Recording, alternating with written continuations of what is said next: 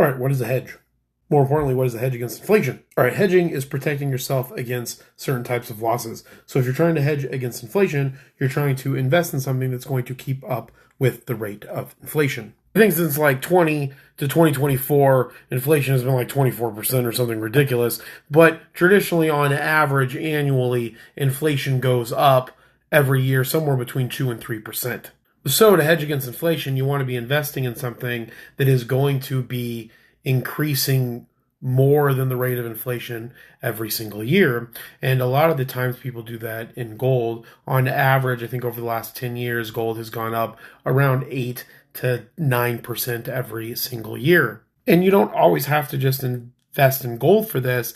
The S&P 500 has on average every year gone up about 12.8%.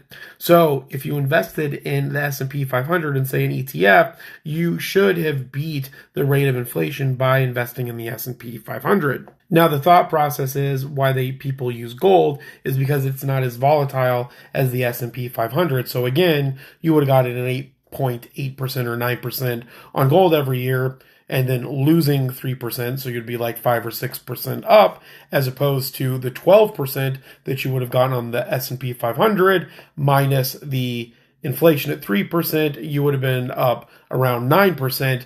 But again, it's not as volatile, so if it does pull back pretty hard, you could maybe not beat inflation or be worse than you would have if you had invested in gold. I hope that makes sense. So again, let me know what you're investing in the comments below to beat inflation. And just remember, as long as you're beating 3%, you're essentially hedging against inflation. Remember, be thankful, grateful, and kind. Bye.